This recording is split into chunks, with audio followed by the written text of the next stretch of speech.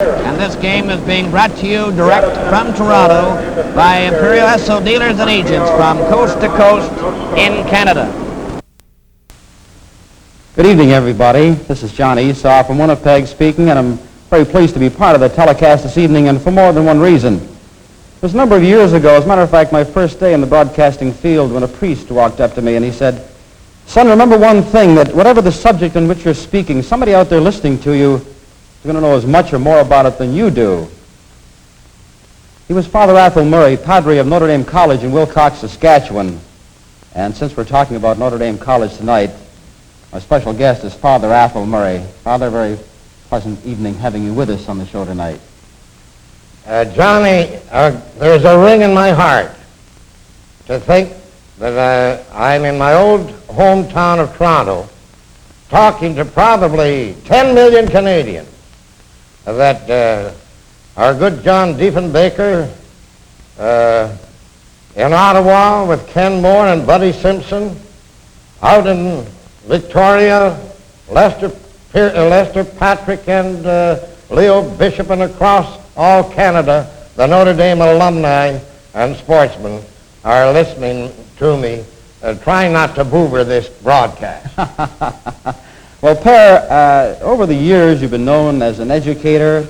You've also known as one of the last to fashion the buffalo coat, which you see over to our left here, and has caused a bit of a sensation in Toronto here with us.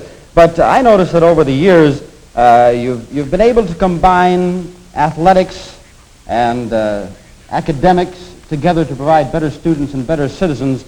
And I'm sure that as you look upon the hockey game tonight and the students back home who are looking upon you, the people are wondering just how much is part of your academic work and how much is part of scholastics, and how can it be so successfully combined together as you've done for so long? Well, a great deal depends on determination, Johnny. Tonight in a little town called Wapella, Saskatchewan, on the Manitoba border, my Hounds are out battling for a semifinal intermediate title. We're one goal behind. And I know my boys will be listening, taking in this broadcast, and I want you fellas to get the inspiration and the drive tonight. You know, the Toronto team tonight, fellas, they're magnificent out there. Their know-how, their potential. But the one thing they need is the Notre Dame dig. And I hope you have it tonight, fellas.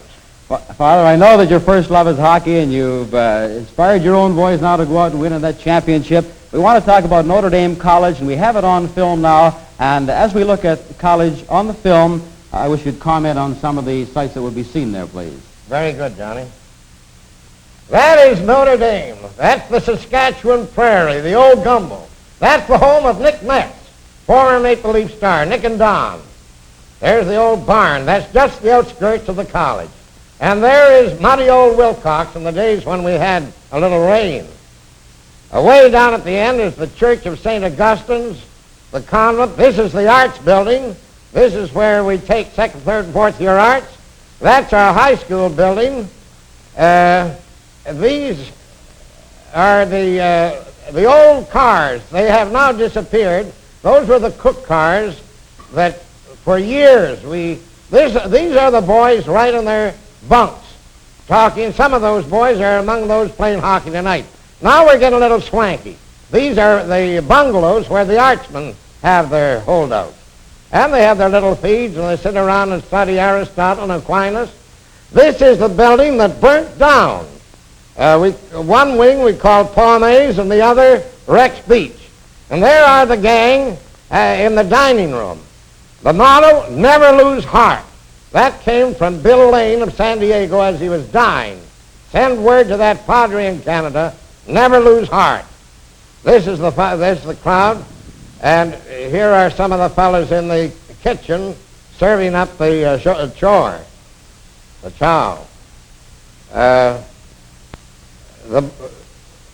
Here's Father Jack Malloy, one of the staff, and again Father Len Sullivan holding forth in one of his classes. Frank Germain talking to myself. Germain coached in Antigonish for 3 years, the Santa Vex team. He's a wonderful fellow. He's still coaching and putting over a great show. That's a group of the boys of last year. Most of them are still in there playing. That boy in goal is Huck. He played marvelous football with Ken Townsend. We'll see Ken in a minute. Huck is a marvelous goalie. His brother at one time was on the leaves list to take over from Turk Broden, and then he got injured. Young Ricky Jukes of Medicine Hat there. Jack Irvin of Medicine Hat. That fellow there, Glazier, playing now for Moose Jaw, captain of the team. There is Townsend, Ken Townsend. He's been signed up for the Regina Rough Riders this year. Gene Scheibel. Half they wanted him for the Lees, but he preferred to get his BA. Wonderful bunch of fellows. And you ask, can those fellows study? They certainly can, although they go down to the States, to Denver, to Colorado Springs, to Idaho State, Montana, and they have a wonderful time on these trips. That is myself with young Vince Germain, looking at a 13th century manuscript. Vince was named after the great hockey player, Vince Germain, who played for the New York Rangers, was killed at Arnhem. Well, Pere, how many students do you have enrolled at Notre Dame now? 300. And the name is Hounds, but it wasn't always Hounds, and I think it's appropriate because you're back home now in Toronto, and I think it was appropriate that the name you originally started with was one almost synonymous with Toronto. Well, my old dad, J.P. Murray, was practically the founder of the Toronto Argonaut Club. When I went to Regina, I founded the Regina Argonaut Club, and we call them the Argos, with the old motto, pull together. And but instead of calling them Argos, I was always saying, you Hounds do this, you Hounds do that. So the boys themselves took the name, Hounds.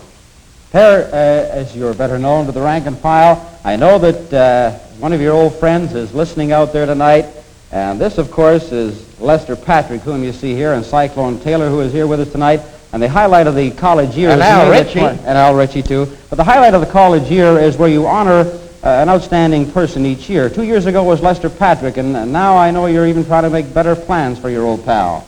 Well, I've gone after Prime Minister Diefenbaker to have Lester made, and on behalf of the sportsmen of Canada, a member of the Canadian Senate.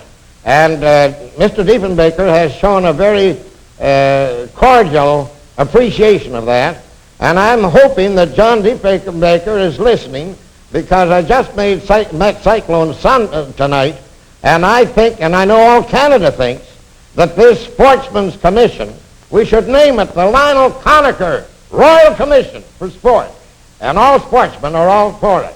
Pere, may I ask one question in the few seconds that remain? A week ago, Connie Smythe explained his version of the word dedication in hockey.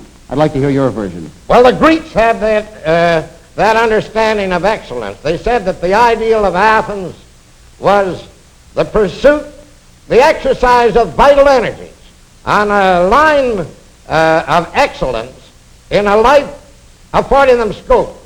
And any man that goes out with ability, oh, Johnny, those leaves tonight, I watched them. They got everything except dig. And a man that's got dedication must give that dig. Pere, that's a wonderful explanation of it. And I do want to say thank you for being with us. You've been a most interesting guest. It's been a real pleasure having you on the telecast with us this evening. In a moment, Foster and Bill Hewitt with play-by-play broadcast of the third period.